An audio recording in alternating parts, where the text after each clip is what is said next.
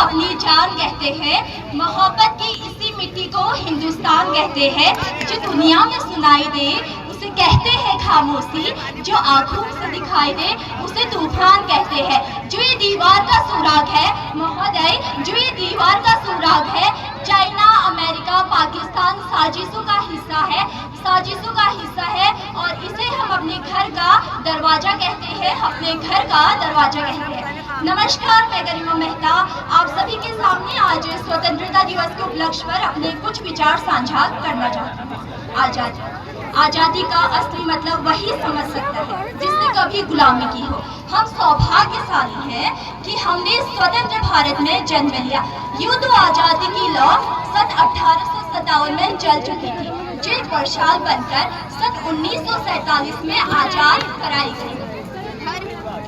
और मध्यकालीन वर्तमानकालीन की बात करूं तो सन 1961-62-71 में हालात ये हुआ करते थे कि प्यार भी भरपूर गया, मांग का सिंदूर गया, नन्ही नौनी हालों की लंगोटियां चली गई, छोटी छोटी बेटियों की चोटियां चली गई। ऐसा एक विस्फोट हुआ पता ही चला नहीं।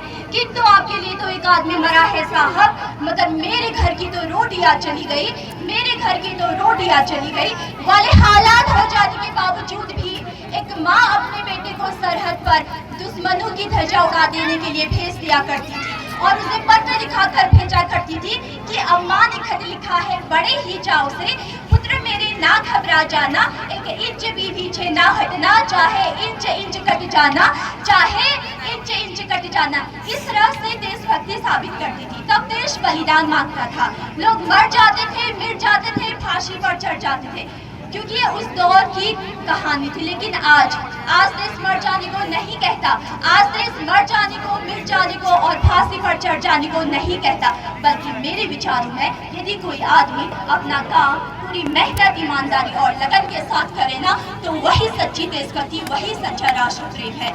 हर देशद्रोही के जीवन में आने वाला तूफान है हमारी सच्ची देशभक्ति, हमारा सच्चा राष्ट्र प्रेम, ताकि हर एक देशद्रोही ये समझ सके कि अगर तू परिंदा है तो ये आसमान तेरा है, अगर तू दरिंदा है तो ये शमशान तेरी है, भाईचारे से रहना है तो रह जमीन पर, वरना ये कब्र तेरी है और ये शमशान तेरा है और ये शमशान तेरा है। लेकिन देशद्रोही से ज्यादा देशभक्ति तब आहट होती है जब एक बेटा अपने बूढ़े माँ बाप को वृद्धाश्रम की चौखट पर छोड़ आता है। तरह उठती है वो देशभक्ति जब मुसीबत में फंसे लोगों की जान बचाने से ज्यादा हम सेल्फी लेकर अपने लाइफ बढ़ाने में लगे रहते हैं। हम ना एक ऐसे समाज में रहते हैं जहाँ पत्थर की मूर्त को लगते हैं 56 भोग और भूखे नंगे तड़पते सो जाते हैं लोग, भूखे नंगे तड़पते सो जाते हैं लोग। न सरकार मेरी है, न रब मेरा है और ना ही ये बड़ा सा नाम मेरा है, बस इतनी सी बात का गुरूर है मुझे, मैं भारत की हूँ और ये भारत मेरा है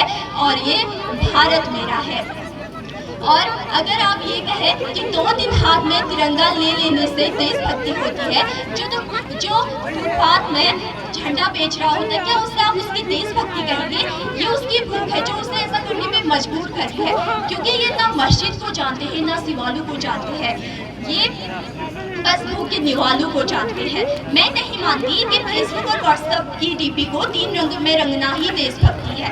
अपने परिवार, अपने देश, अपने देश के लिए समर्पण का भाव है देशभक्ति। हमारा राष्ट्र निर्माण तब संभव होगा जब स्वच्छ भारत स्वच्छ अभियान में केवल सरकार नहीं बल्कि सड़क पर चढ़ने वाला हर एक नागरिक स्वच्छ भारत स्वस्थ भारत में मदद करेगा, स्वच्छ भारत स्वस्थ भारत को दिल से अपनाएगा। हमारा राष्ट्र निर्माण तब संभव होगा जब सरकारी स्कूल में पढ़ने वाला छात्र मध्याह्न भोजन के लिए नहीं बल्कि ज्ञान अर्जन के लिए विद्यालय की चौखट पर कदम रखेगा। हमारा राष्ट्र निर्माण तब संभव होगा जब तक एक नागरिक नैतिक रूप से सटीक, चारित्रिक रूप से भ्रष्ट, मानसिक रूप से दिवालिया, धार्मिक रूप से अंधा, राजनीतिक रूप से गंदा और स्वैच्छिक मान मूल्यों के आंकड़ों में चिन्ह सिंह पैपन्नमय अखंड भारत को खंड खंड करता रहेगा, तब तक हमारा राष्ट्र निर्माण संभव नहीं होगा। बड़ी बड़ी बात नहीं, छोटी छोटी कोशिशें करनी होगी, क्योंकि ठोकर हमें पहाड़ से नहीं पत्थरों से लगा करती है। I being an Indian, I being an student, और मैं इस देश की पुलिस, इस देश की जवान और इस देश के हर उस व्यक्ति को धन्यवाद देना चाहती हूँ जो हमारी रक्षा के लिए दिन रात खड़े रहते हैं और जो अपना काम पूरी मेहनत, ईमानदारी और लगन के साथ करते हैं, क्योंकि इनके बिना देश निर्माण की कल्पना करना भी असंभव सा लगता है। और अंत में मैं बस इतना ही कहना चाहूँगी, मेरा हिंदुस्तान महान था, महान है, महान रहेगा, होगा हौसला सबके दिलों में बुलंद, तो एक दिन पाकिस्तान भी जय हिंद कहेगा, पाकिस्तान ही क्यों सारा जहान जय हिंद कहेगा, पाकिस्तान ही क्यों सारा जहान जय हिंद कहेगा, क्योंकि सारे जहां से अच्छा हिंदुस्तान हमारा, सारे जहां से अच्छा हिंदुस्तान हमारा। धन्यवाद। जय हिंद, जय भारत।